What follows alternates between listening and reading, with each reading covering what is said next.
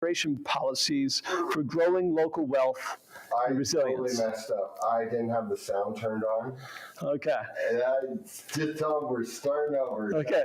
So how was gist of it? Okay. Yeah. Speed, everything. All right. Yeah.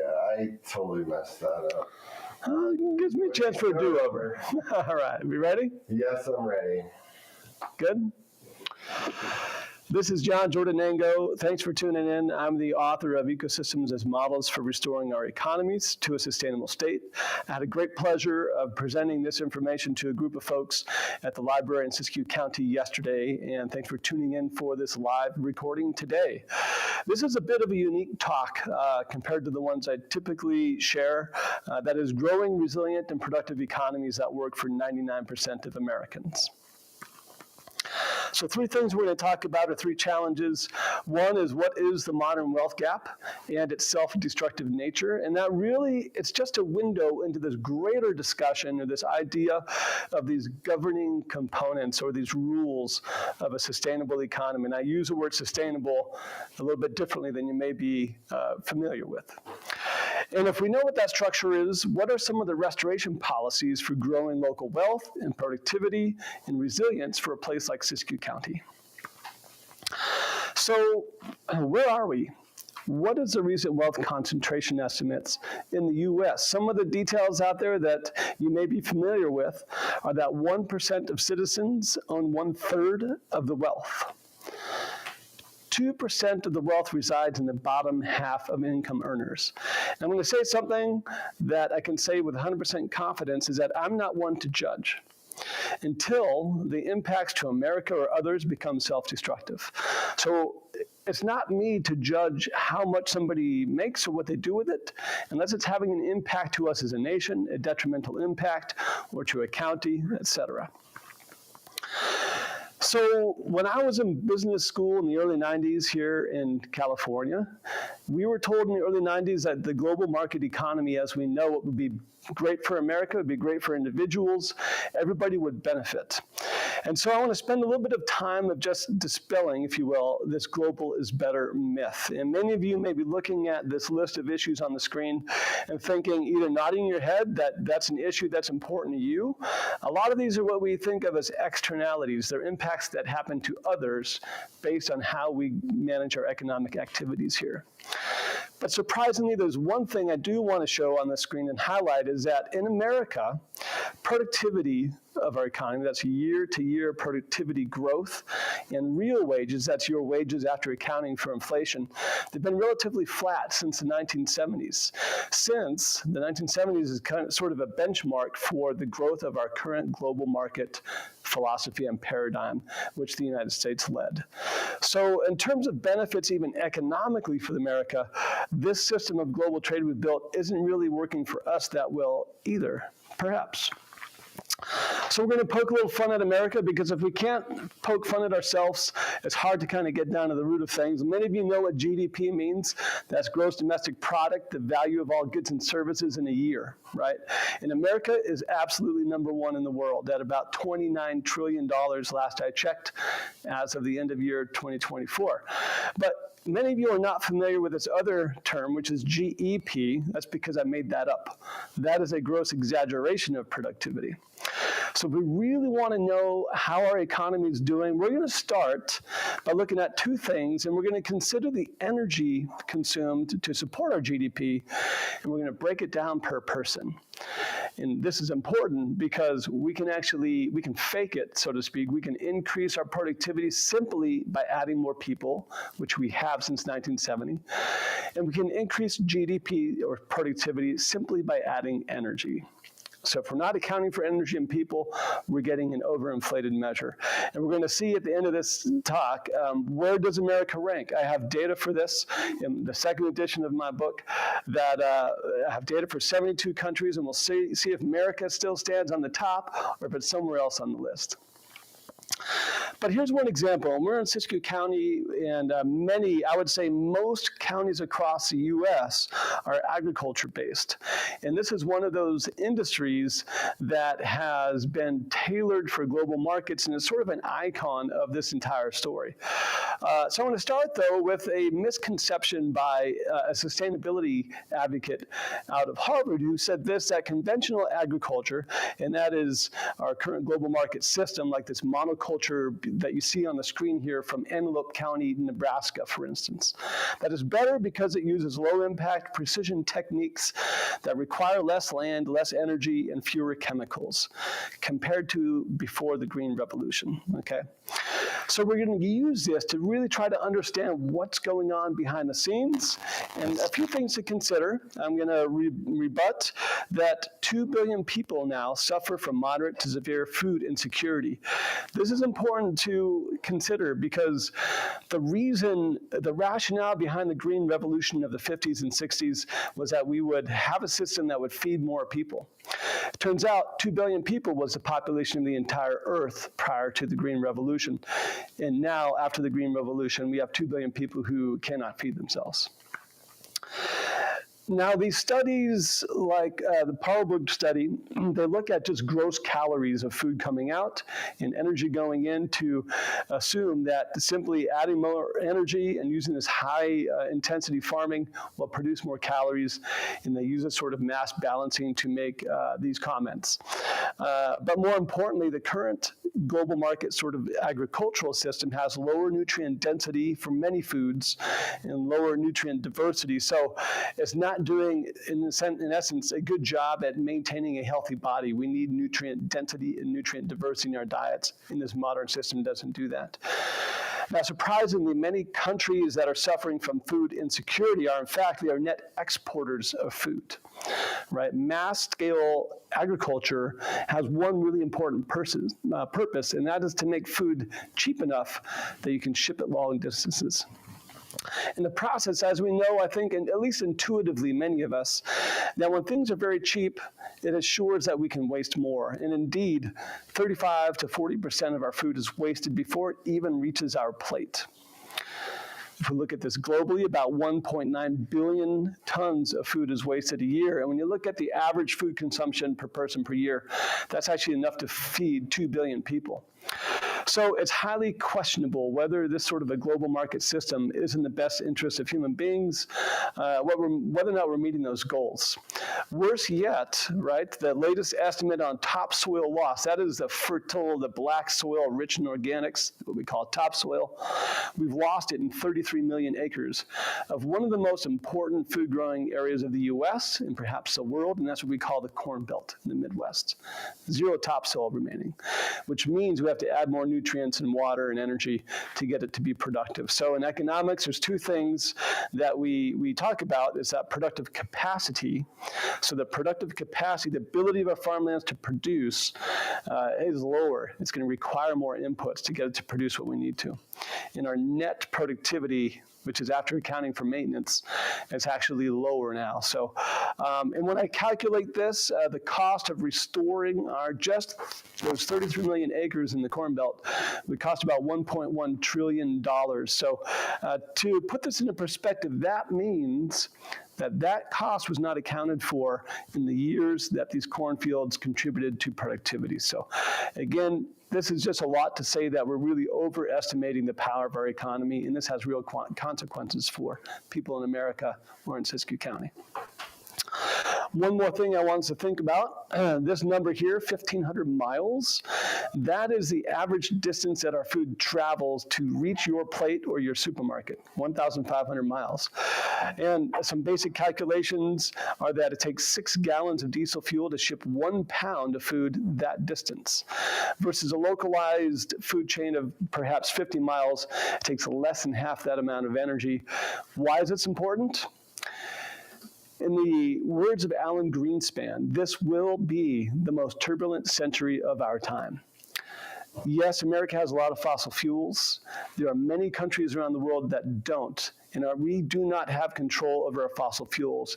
And in this turbulent century, I think one thing we can be guaranteed of is that energy is one of those foundational components that will go to wherever it needs to go, which may not be our farmlands, and it may not be here in SISQ County. And SISQ County does not have any fossil fuels here to speak of as a community. So this is important. It means shorter supply chains will consume less energy to get food to consumers. Okay, so two more quick things here is why does this work this way, and why would a more regional economy perhaps be better, is this idea of recirculation value of money. And we see this in nature as well. Things are decomposing organic matter in the soil builds the health of the soil and is more efficient, and energy and materials is cycled locally. So for instance, for every 20 bucks you spend at a chain store, like a big box store, only $3 of that stays in your community. If you spend that at a local store, about $10 of that stays here. But my question is always this: what happened to the other 10 bucks, right? Where did it go? Well, it turns out, right, when you shop at Ace Hardware or at any of your local retail stores that are owned locally, most of the products actually are not made locally, right? So there's a long supply chain, intermediaries that get a lot of that $10 all the way back to China, perhaps, right? But there's another reason. This gets to the quality of life and the income earnings of people in SISQ County or any other county. And this comes from my wife's experience. Some of you may remember a company called Wild Oats. It was an international health food grocery store based out of Boulder, Colorado. And my wife did accounting for the Canadian branch of that. So high-paying job doing accounting work. The dollars spent from Canadians in those stores went to Boulder, Colorado, right? So there's no circulation value there. And we think about the jobs in SISQ County, things like accounting, marketing services, legal services, tax services, financial management services. When you are shopping at a chain store or a big box store, those services are typically handled in a different city, not in your community. So your potential as someone who wants to commit your career to a higher level of service for your community, that opportunity vanishes. So where does that leave us? It makes me think this, that globalization sounds cheaper from a distance. And we're going to use this example, and we're going to calibrate it to SISQ County, and we're going to say this. What would you say, I want you to think about this, to this economic strategy? It's going to be great. You just wait. What would you say to a 2% increase in poverty in your county? Sound good so far? What would you say to a $4,230 decrease in annual household earnings? We're on board with this, right? An increase in the amount of low-paying jobs. Yes, let's do this. An increase in the amount of household assistance the county then must pay to people in the county. That sounds amazing so far. And what if we throw on top of this a decrease in SISQ County revenue by up to $39.5 million per year? That sounds awesome. And who's to blame for this?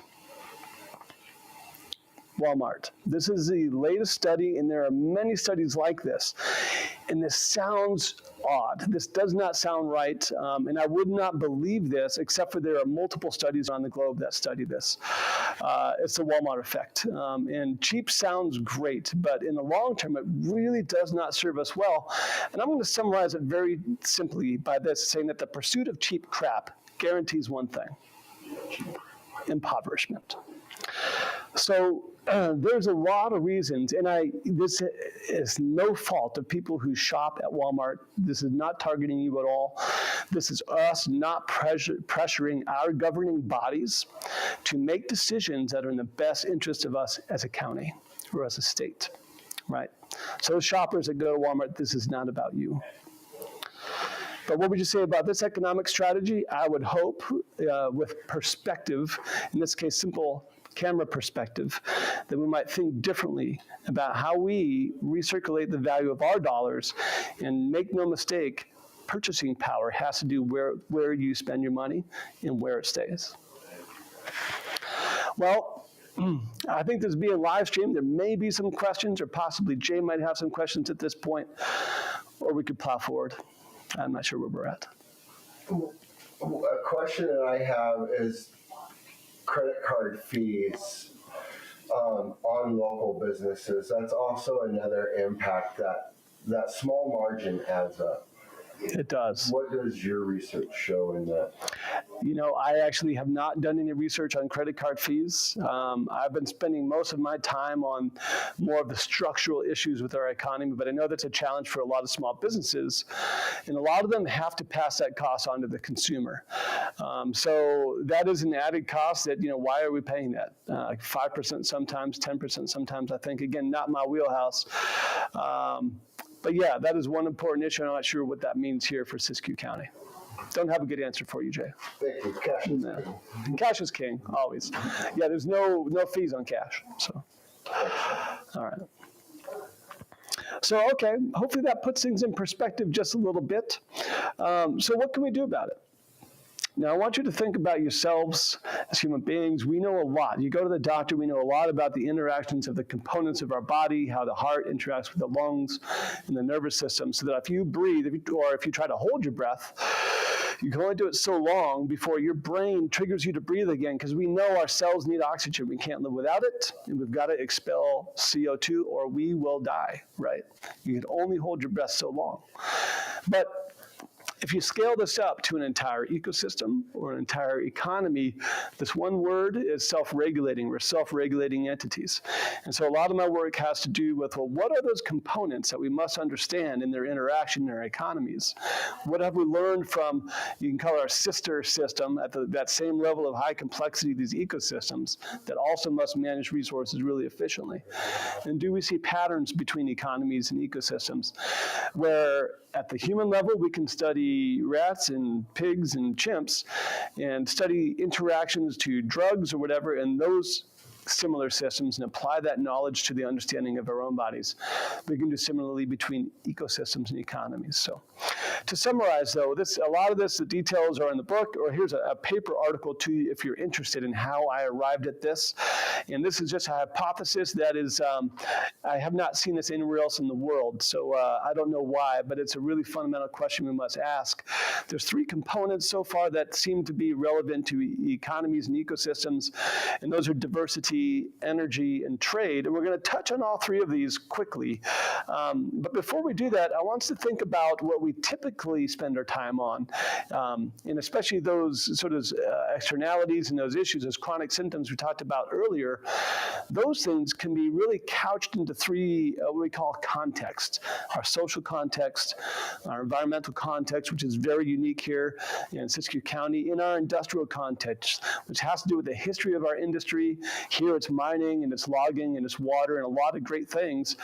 In our social, environmental, and industrial context, they're unique at regional and local scales to where the entire globe is covered with thousands of different economic contexts, and we have to respect that. It informs how we approach our economy. So, but I'm going to jump ahead to where my relatives are from, my ancestry in Italy. And I spent a bit of time there studying their economy a little bit, and I find it fascinating. So just bear with me a little bit. The Italian culture has this regionalismo, that we do things regionally there. They don't like waste, and they enjoy crafting and building things. They just love that, right? They love living locally and regionally. But lo and behold, Italy has 20 different regions, and each region has many provinces. And coincidentally, we're here in California, and Italy is about the same size as California. But you know, this idea of subsidiarity, that we are our geographic focus as humans, the natural geography of humans, where we feel whole and connected as communities and economically, is very regional. So we're actually going to compare the Italian economy to the U.S. economy relative to people and energy later. You know, we'll see where they stack up. All right, so diversity. Again, a lot of my background is not just business and nonprofit management. I have a deep ecology background, and a lot of my previous business is restoring natural areas, restoring damaged systems. And so as an ecologist, I like to start with an image like this, because when I think about diversity, the first thing that comes to me is not actually people diversity, it's actually the diversity of life on Earth. It's fascinating to me. And so the way we measure this, though, is important, and we're going to see how this kind of affects our economies, and we're going to have a local example here in SISQ County. When we're counting diversity in an economy, there's two measures. There's what we call richness. And richness is just counting the number of species. So wherever you are sitting right now, draw a 100-yard radius around your house, and you count every living species, every bug, every ant, every worm, every piece of bacteria and fungus, every bird and plant. You're going to get a number of richness. And so what, right? But ask this question, in our economies, what are we counting? When we count diversity, that basic unit of measure is actually the business. And so there are economic diversity counts out there where you can quantify the diversity of your economy, say in SISQ County. But there's another measure. There's about 7 different forms of diversity. If you're interested, I'm actually giving a talk at Bloomsbury Books in Ashland tomorrow night, Monday night at 7 o'clock, just on economic and business diversity and how we manage that to strengthen our economy. So tonight, just going to touch on it, a little local example here. And one of these things is functional redundancy. That's redundancy of functions. So one of those is meat production. But starting with, again, the ecological side, these two birds, they're honey creepers in the tropical forest. They eat berries, and they distribute those berries to regrow the forest, right? So the system works. If one of these species goes extinct or the population crashes a little bit, the other one fills the void. It turns out there might be 17 species filling that same service, if you will. So the economic example is, a lot of you remember Bel Campo meats, right? Grass-finished, organic products that were sold, very delicious, high-end meat that was so high-end, I never saw it where I shopped. I had to go to my brother's house, who worked there, to get us, the fringe benefits of him working there, and that's the only place I got to sample this. It was very delicious, very great stuff. But one day, one individual made one mistake in one store here in California. My brother got a call the next week, literally, said, "You're out of a job." They shut their doors. It was that fast. But there's a little bit of functional diversity. Five Mary's Meats out of Etna was able to call my brother, and he got a job the next week, right? And we also have Prather Ranch and others, right? We have this functional diversity in our economies that serves us well, because it does happen, things crash. And more important than having one large business exporting meat to the globe, having this diversity of smaller businesses is what we're talking about when we're talking about the importance of diversity. And this is the guy right there who benefited from that. And all of you who enjoy grass-finished, free-range, organic beef. So what? Who gives a dang? Why do we even care about diversity unless there were some benefits? And this is a fascinating part in ecological and in economic studies. Economists and ecologists actually agree on these benefits. It's pretty cool. So one of those is this idea of increased resistance and resilience to disturbance. And again, I believe, I ripped off, by the way, half of the title of a previous talk from Alan Greenspan about a turbulent 21st century. He was a Federal Reserve chair under 4 presidencies who predicted the 21st century will be the most turbulent century of our times, and I think we're all feeling it. Why does that matter? Because this idea of resistance and resilience means that a more diverse economy is more resistant to this disturbance. And when there are disturbances, resilience means our ability to bounce back. Okay, so diversity helps us with that. It turns out, too, that more diverse systems have higher net productivity. They can be more productive with given resources. And at the industry level or business level, higher wages, employment, and profitability can be derived simply from more diversity. So pay attention, planners, right? If we want to increase the resilience and resistance and employment and profitability of our communities, if we're not thinking about diversity, we're probably not thinking about the right things. Diverse system is more energy efficient. We won't dive into that too much right now. We don't have time, but we see this in ecological systems absolutely, and there's a lot of examples of this in various industries. And so it's easy to believe that it's true. And one other thing when it comes back to the distribution of wealth or biomass in an ecosystem is that a more diverse system distributes wealth more evenly. in the system. Now, and I have no proof for this, but I think a lot of you would joke at this and say, well, duh, right? We don't need a study to say this, right? But a more diverse economy should provide greater fulfillment and opportunities for a greater diversity of individuals. Because if you just got one industry or one business in your economy, not everyone's going to want to work there. So it's a duh factor. We don't need to study this. All right, so one important measure of stability. In a live setting, this is a little bit more entertaining, and so I'm just going to go ahead and pop up the answer. Yes, this is a U.S. unemployment rate, the percentage of people unemployed since 1960. It looks like an EKG, perhaps. It's going up and down like a yo-yo, and if you're trying to plan a family, go to college, think about investing in a small business, but you're not verified, you're not assured whether you're going to have a job in the next decade, you can't do that, right? But thank goodness it went down in 2023, almost to the lowest level since 1960. But those of you who are smart, and if I ask the question, well, is it going to stay down? If you look at history, your answer is going to be no. It's going to go up again. It's been a yo-yo because fundamentally, our system, we've been growing global market capitalism since the 1960s, and actually since before then. And the system has never found balance. Right? In natural systems, every species is employed constantly all the time because of these rules we're going to talk about shortly, these trade rules and things. But our economy is not functioning that way. We're going to talk briefly about energy. Unless there's any questions that pop up, you can always feel free to answer or ask these anytime. But when we talk about energy, we're not going to talk about the laws of physics. We're not going to talk about the price of oil, et cetera. We're going to look at this a little bit differently. And that is taking a look at where the energy is coming from. Again, knowing that here in SISQ County, we do not have any fossil fuels. So this idea of energy that's generated from within, that's what we call endogenous, generated from within. And so this is things like biofuels, wind or solar power, human power, where the energy is generated in the same region where it's being produced. This is how natural systems do this. And we're going to contrast it with this energy that's transferred into the system. So we call it exogenous.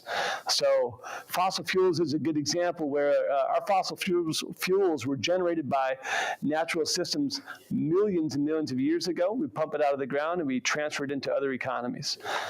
I'll also say this, though, and this might sound odd to some of you who advocate for large wind turbine systems and wind farms and very large-scale hydro generation and things of that nature. When we transfer that energy, say from Bonneville Dam system to Fort Collins, Colorado, which actually happens, that energy is not generated from Fort Collins. And so it's exogenous, it's transferred in. And who cares, right? I mean, why does it matter? We should always ask that question. Well, in natural systems, when we transfer energy into a natural system, this happens, and this is based on about 180 studies from around the globe from all different contexts. It's a decline in biodiversity. I was involved in one of these studies in the early 90s in Colorado. So, but yeah, it's almost across the board. We increase energy transfer and resources. We decrease biodiversity. So my question was, well, do we see the same pattern in our economy? So there are no good studies on this, I will say. I've amassed the best data that I can and I have a few examples here, but this is a total energy in our economy since the Industrial Revolution, or part of it, 1776. This is in the U.S.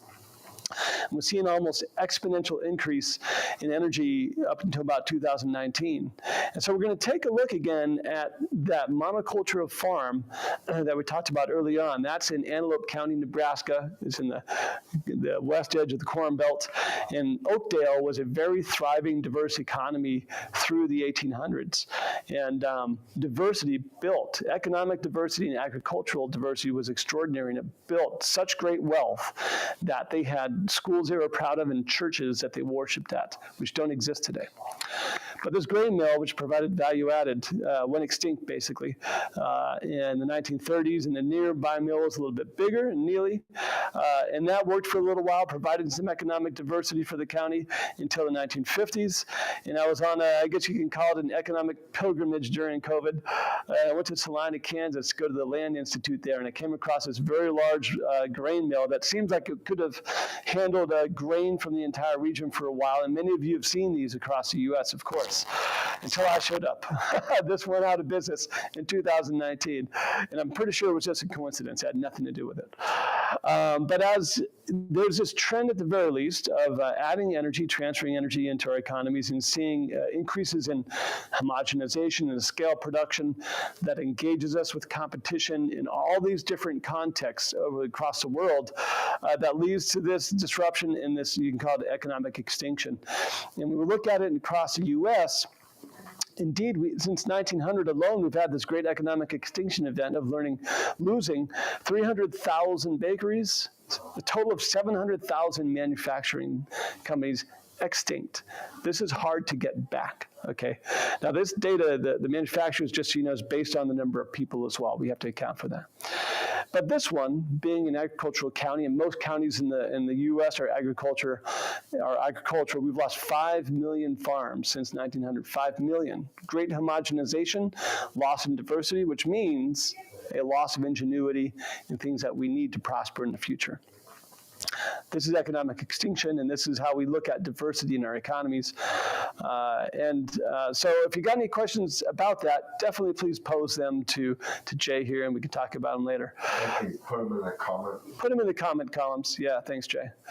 And I got to say, I've looked at this picture of this ship over 100 times at presentations across the world. And every time I see this, my mouth drops. It's just amazing how much, in this day and age, that energy and shipping have allowed us to move products across the globe quickly and cheaply. It's mind-boggling. So there's two, I would call them primeval trade rules we'll talk about. And again, this will all be wrapped into kind of how it informs policy at state and kind of levels. And the first one is this primeval trade rule. Rule number one has to do with what's called the biomass pyramid, or the pyramid of life. On the bottom, I think many of you know this intuitively, vegetation, fungi that break down dead organic matter, even dung beetles and things. These compose the foundation of they support every tier of life above that. And we're transferring nutrients to bugs, for instance, that eat plants. We got critters that eat those bugs. We got snakes that eat the critters. And we got top predators, right? And along the way, we're losing biomass and energy. There's a decrease as we go from the bottom to the top. But trade rule number one is this, is that over 99% of the biomass, or the wealth, if you will, is at the bottom, right? This is true in terrestrial systems, okay? Just keep that in mind. So if we transfer the thinking to our economies, our trade paradigm going back about 300 years is that there's three forms of trade. We'll talk about a fourth.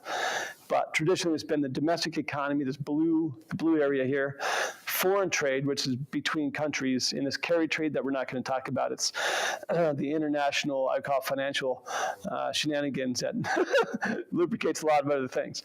But when we break down our national economy, right, actually you can do this at the state level and local level too. The bottom is our extractive industries, renewable energy and recycling industries, things of that nature. That is our productive value as the economy. Together with manufacturing, right? We need those things to support manufacturing, construction, distribution. And you can imagine, again, the movement of materials all the way up to retail where we sell things. But we take it a step further, right, to foreign trade and things of that nature.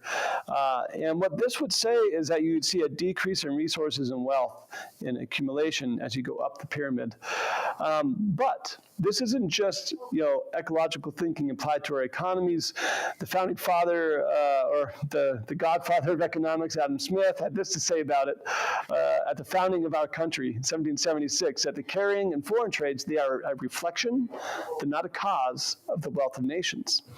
Our founding fathers, and Jefferson himself, in the Federalist Papers, had similar opinions about this, that we don't produce more than we need as a country because it will lead to war and other maladies. John Maynard Keynes, after the Great Depression, had something similar to say about this. Where are we at today, though? It's mind-boggling. We were more in the U.S. in its shape, not of a pyramid, but of a balloon. And at the very top, we are dominated more by this global financial system, asset-backed securities, et cetera, in the foreign trades.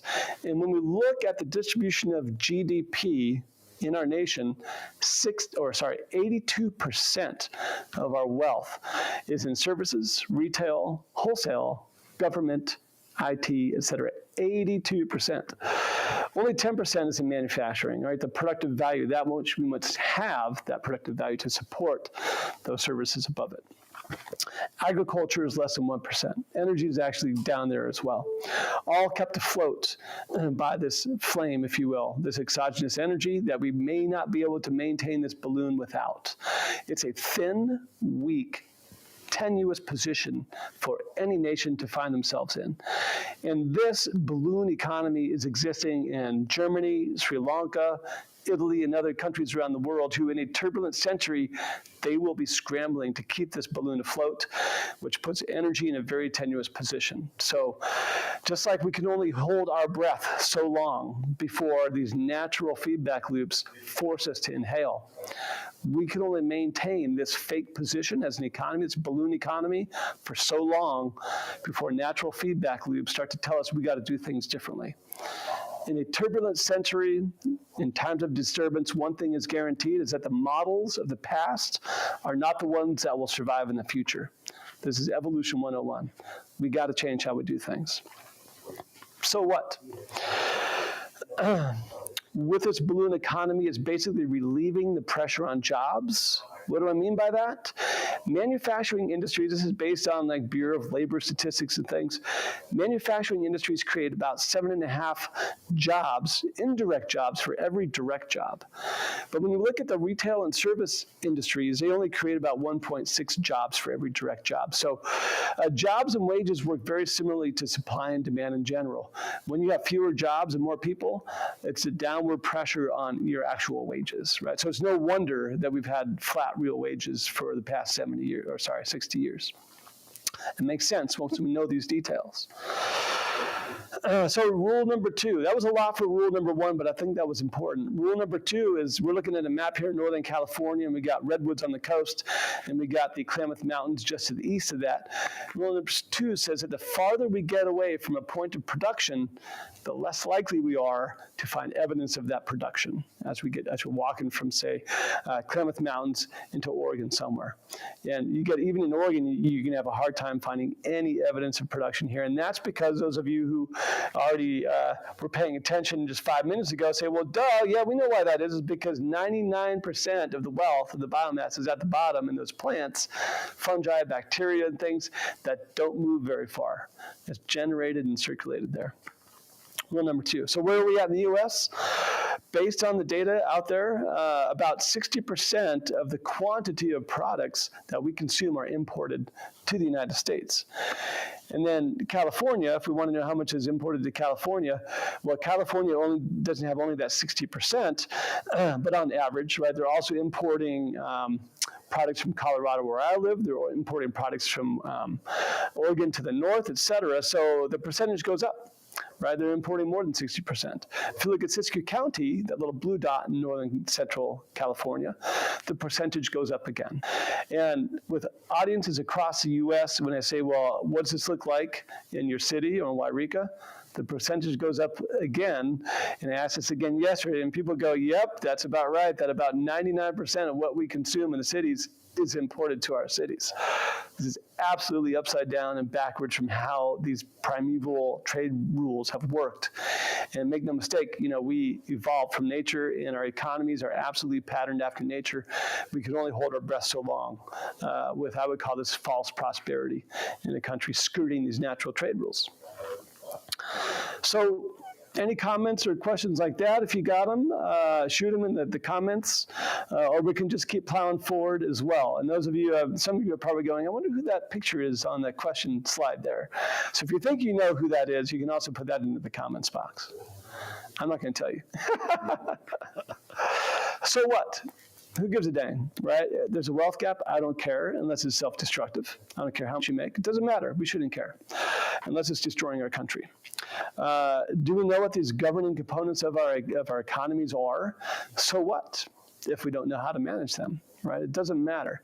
So this third part is really to try to dig in. And one of the favorite things I have is when I travel and I talk and I interview people, business people, government leaders, economists around the U.S. and other countries, is learning what they're applying that we can use in our communities that are policies and programs to shape this conversation of diversity, energy, and trade, to flip around how we manage our economies to the benefit of more people.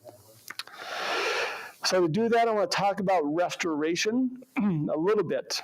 You know, we're dealing with fire in Colorado a lot, right? We've managed fire horribly throughout the history of the United States.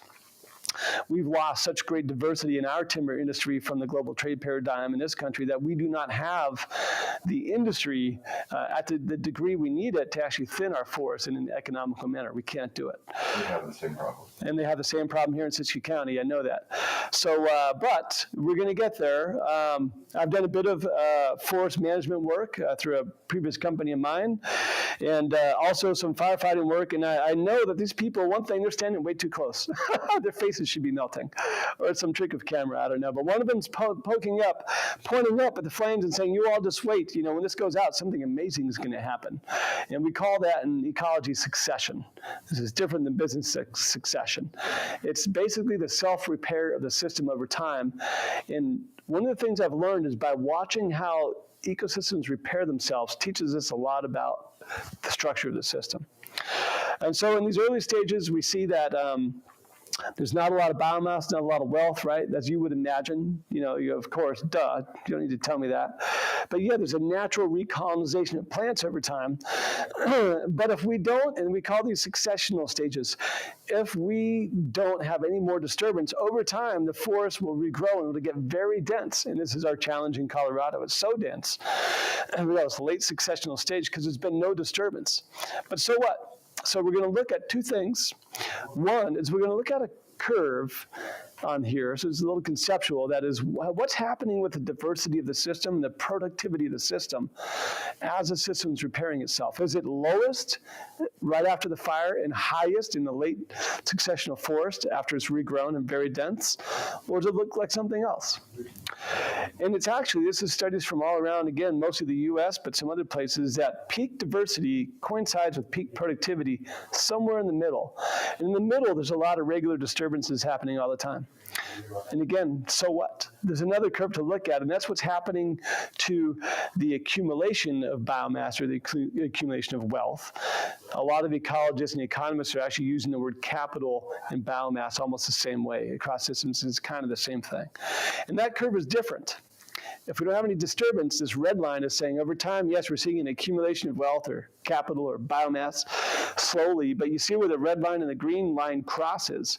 If there's no disturbance in the system, biomass or wealth keeps accumulating, but it starts to flatten out. Like the productivity growth just flattens out. And actually, net productivity is declining and diversity is declining.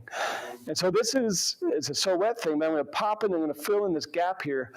And this is basically saying that the accumulation of capital or wealth of the system is in fewer individuals, right? You have fewer species, for instance, or fewer trees occupying the forest, garnering most of the resources, and diversity is dropping off and productivity is dropping off. So I spend a bit of time in my book, not so much in talks, to talk about this and write about the manifestation of this in our economies. And again, when you look at this flattening out of productivity growth, or even a decline if we look at net productivity in this economic extinction event that we are seeing or have seen, what we've in essence done with our bailouts, right, subsidy programs, massive tax injections into different industries. We've homogenized its industries. We've squelched, I would call it disturbance sometimes. In essence, we're pushing our economic succession stage to the far right side. So of course, we should expect a wealth gap. We should expect declining diversity and reduced productivity as a country. So when we understand, again, these larger patterns in these really complex systems on Earth, it gets kind of interesting and maybe infers how we might manage our economies a little bit differently. This economist Schumpeter described this middle stage here as a term I really love, which is creative destruction. How does this apply to you? It says that when we manage our economies, this idea of letting disturbance come through, but to do so in a way, or I would say not even let the disturbance come, but don't subsidize large-scale agriculture. Don't give bailouts, right? Don't do these things that push the system to the right side, but let creative destruction provide new opportunities for small business, because what we know from economics is that these small businesses are what grow the wealth of the nation over time. Those are the future businesses of this country, and the way we managing our economy is to squelch that productivity. So it's perhaps no surprise then in this thinking, anyhow, that we are experiencing decreased productivity growth in our nation. There's a lot of economic and ecological reasons for that. So the simple matter of scale, again, reflecting back on my business experience when we were told that the global market economy is indeed, it's in all of our best interests. And I was a student at the time NAFTA was rolling out and when Sony was building manufacturing plants with robots in San Diego County. No longer, I think, where I speak across the country and other countries, do people believe this. It's harder and harder this day and age, perhaps thankfully to communications, perhaps. We know, I think we know that the globe is a wrong scale. And we know intuitively as human beings that our livelihood, our communities happen at a much smaller scale, that our context here in SISQ County is way different than it is in Colorado. And it's different than it is in Mexico or China. And that's a wonderful thing. So this idea of a watershed economy, a lot of folks like this. This is just an idea, something to start thinking about, that multiple counties working together, there are ecological and economic reasons why we can't restore Wairika just by focusing on Wairika. We have to think about a little bit larger scale, because how competition works and collaboration, things like cooperatives, the rural-urban sync that must happen, right? The city provides products that the rural area needs, and the rural area provides products that cities need. We have to think at a slightly larger scale, this idea of cooperation among cities and counties, where you set goals, for instance, that maybe 60% of what you consume is produced there, perhaps 30% is shared with other counties and other states, and I set my own personal threshold of 10% is imported. And it's actually easy to do. And it's a process called import substitution. It's taking that 99% of the stuff that you buy, that we import, and going, what can I do as a consumer or an entrepreneur to start a business to substitute that with something made locally? It's a really age-old thing to do, import substitution. This sort of a mentality requires diversity to grow, right? You can't just add diversity. You have to manage energy and trade to stimulate diversity. Where do you focus economic restoration? By now, I hope you're going, well, duh, you focus it on the bottom. You don't focus it on more government, more education, more retail, more services, more information technology. You don't focus it there. You focus it. And this is how we perhaps need to think about sustainability differently in the 21st century. When I think about sustainability, that word definitely sends shivers up a lot of people's spines on certain political ends of the spectrum. And other folks on the other side of the spectrum, I think we've become lost in what it even means.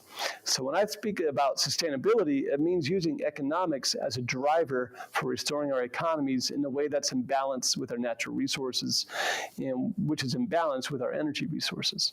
So the bottom really is agriculture. It's even recycling industries that work. We create a lot of jobs with recycling, and recycled products require a massive reduction in energy, right? Much less energy. In a place like SISQ County, it means renewable energy.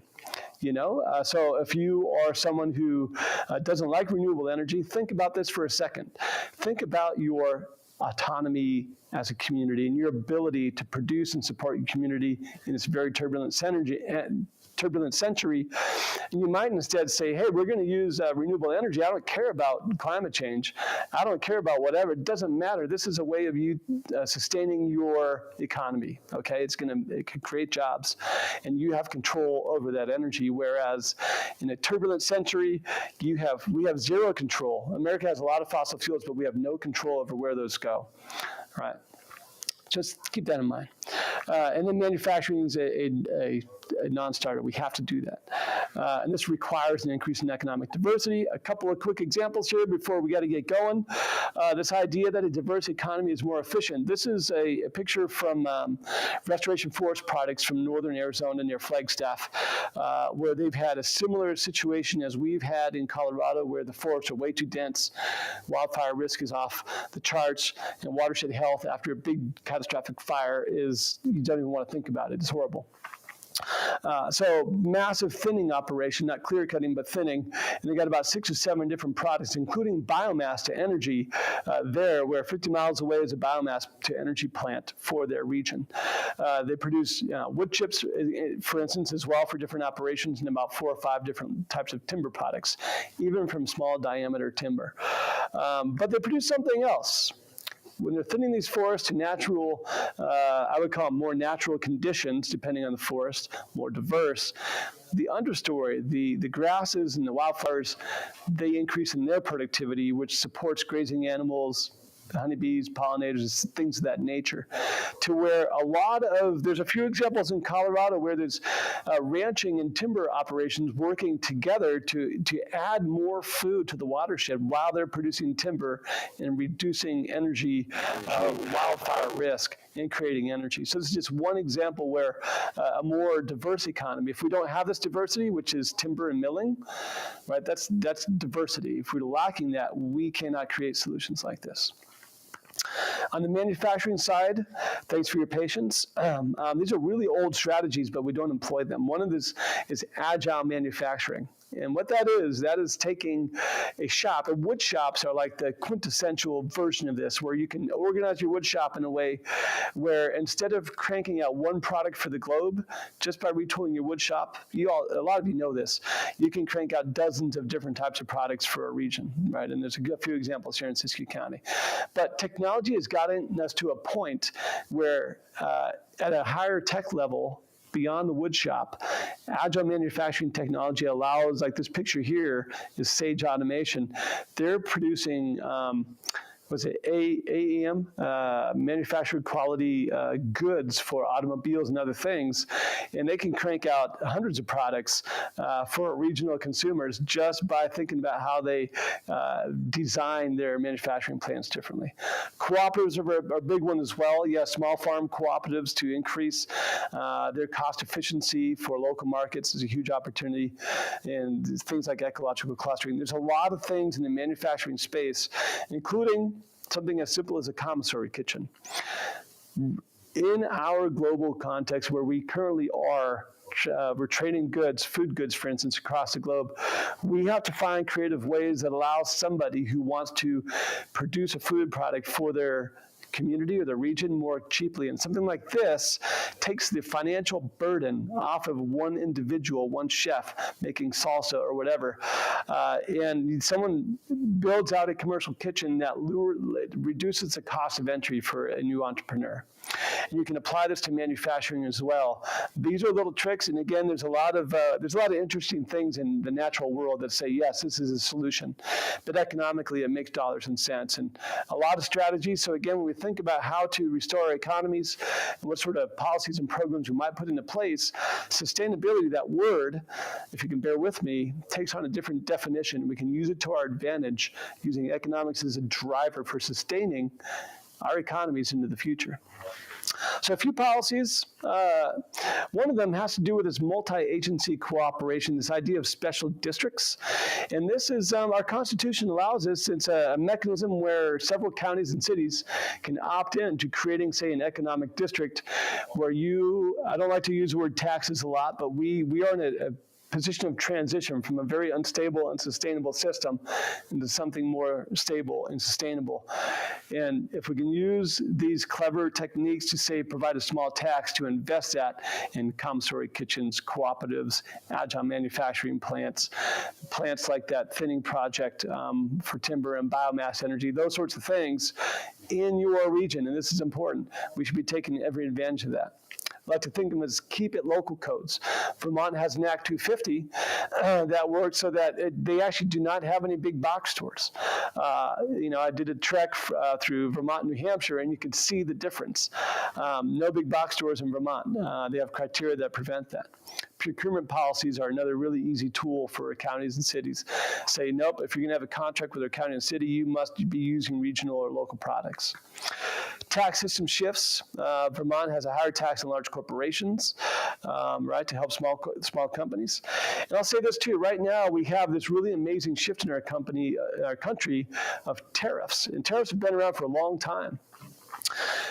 Unfortunately, tariffs, if a state puts a tariff up on a product like steel because they want to rebuild their steel capacity, say in California, those tariff dollars must go to the federal government. They have to go to the IRS or the Federal Reserve. That takes the power away from California or Colorado to use those tariffs to rebuild their economies. And our economies, the strength of our national economy rests in the strength of our state and regional economies. That's just the way it works. So instead of, say, if you're not in favor of tariffs, I would use this opportunity to think about that differently and try to get a seat at the table at the current administration while their minds are on this and say, yes, we back this, there's good reasons for this, but we want to do so. Let's look at our law. Our Constitution, our amendments must also shift over time. And this is a good one, I believe, where we could take that tariff money and let the states and the counties and regions use it to rebuild their economies. Industry fees is another thing that we see in different industries where the wine industry or the timber industry can put a small tax on all timber. And in Colorado, that means a tax on basically all timber, and most of that's imported. So you tax that and you use that to rebuild your timber industry. So I love finding these, and I'm finding new ones every day. But there's a lot of things we can do at the county and city level to turn the ship around and try to get our economies working in a way that naturally redistributes wealth and diversifies our economies and provides more profitable job opportunities and entrepreneurial opportunities to a greater number of people.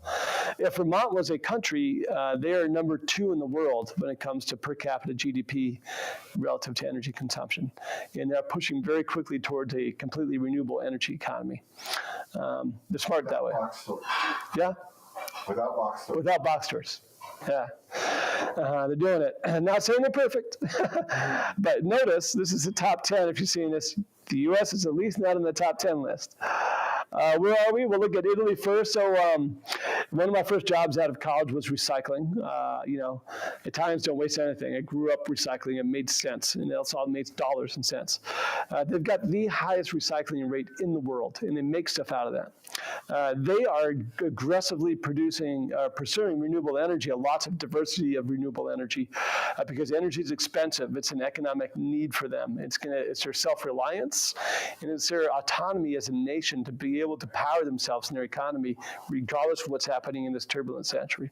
And they got this regionalismo culture that, no, we produce and consume regionally, at least with food. United States, number 65 out of 72 countries. We got a long way to go.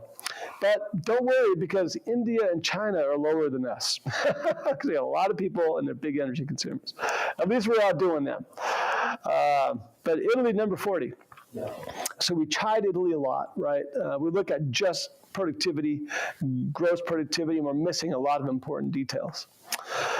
So some key actions for you guys. Again, this is typical to a lot of communities, and ultimately a plan like the 2050 plan would be looking at these things, looking for real opportunities for how to change the future of SISQ County to benefit 99% of the population. We really should be thinking about regional scale manufacturing. Again, not manufacturing for the globe, but manufacturing for our region, and what does that look like? And we talked about some of those strategies. If you're a sustainability advocate, I highly encourage you not to work for government. Start a local business. And if you're a consumer, support a local business, right? We've talked about this benefit. It doesn't sound intuitive. It sounds like cheaper crap should lead to great living, but as we've seen, the pursuit of cheap crap leads to impoverishment, right? So support a local business in the long term, and maybe in the short term, we may be all better off for it. Think about regional scale agriculture and energy as an economic development strategy. people across the political spectrum support this. I would think that they should, right? We shouldn't be worried perhaps so much about the CO2 benefits from it, but our economic benefits from this. And we can speak with that language across cultural and political boundaries, because we cannot attain a sustainable economy with half the population. We can't do it. And think about regionalism and all the policies and programs that we manage as cities and counties. So thanks for your time. We do have a new nonprofit organization. If I could just talk about this very briefly. Please. Okay, very, very briefly. The Economic Restoration Institute is a new nonprofit where we are set up to help communities do this. If you're interested, please look us up and see if there's a way we could collaborate to help you attain these things at a regional scale.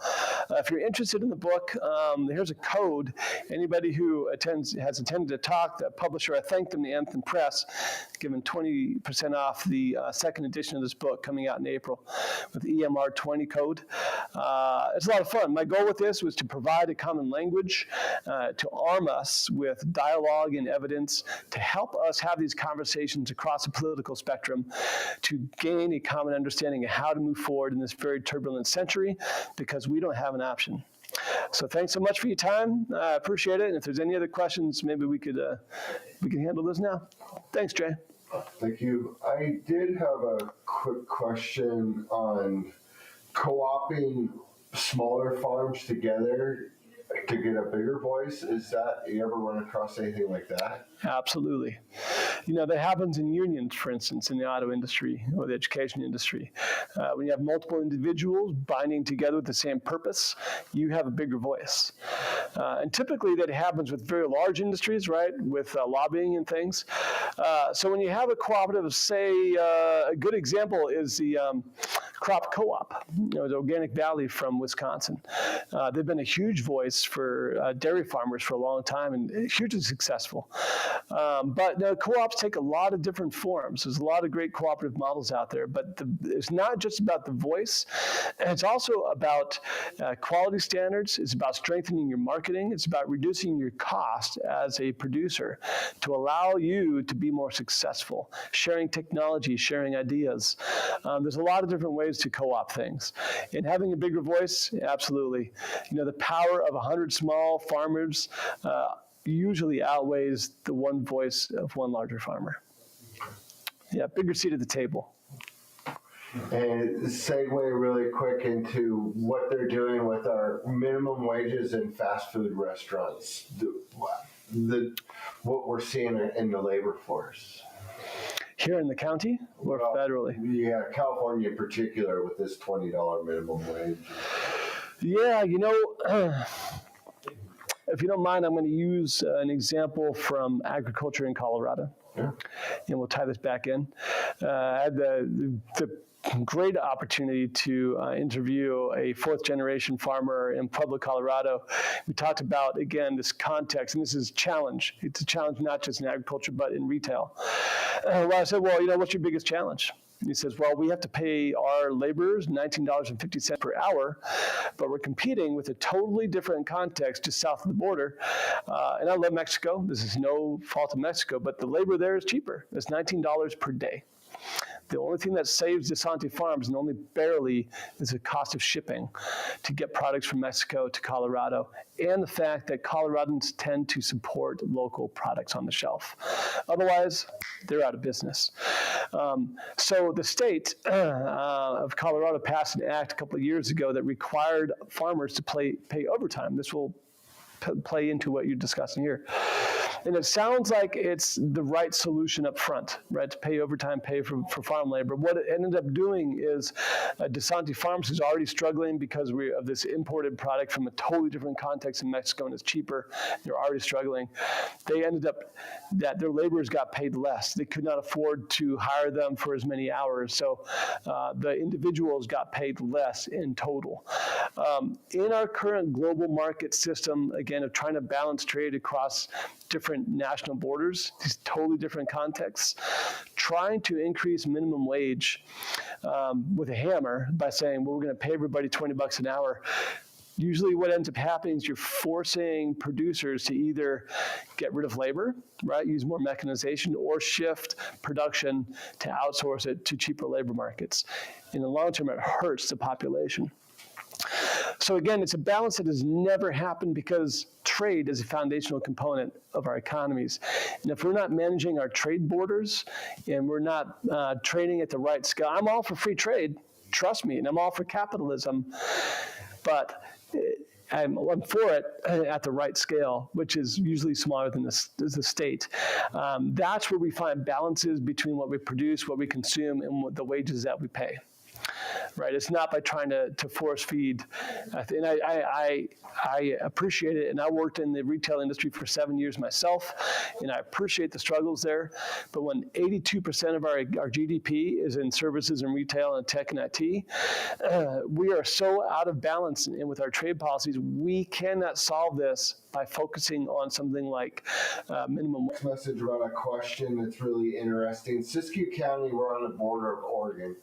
And in Oregon, they have no sales tax, where in Siskiyou County, we have 7.5%. So it makes sense as a resident to go to Medford and beat the sales tax, but it doesn't benefit our county. It's an interesting dynamic. It is an interesting dynamic. I don't have a good answer for you on that. I'm sorry. And that was your last question. Well, thanks, everybody. Again, think about sustainability differently. If you are on one side of the political spectrum and you hate sustainability, and if you're on the other side of the spectrum and you're confused about sustainability, I think there's a big, giant spot in the middle. When we think about economics as a driver of sustainability, this sort of language allows us to come together, which we have to do this time and age in a turbulent century to find a path forward, because the model that worked in the past, we can be guaranteed, is not the one that's going to succeed in the future. Thanks so much for your time. Thank you, sir.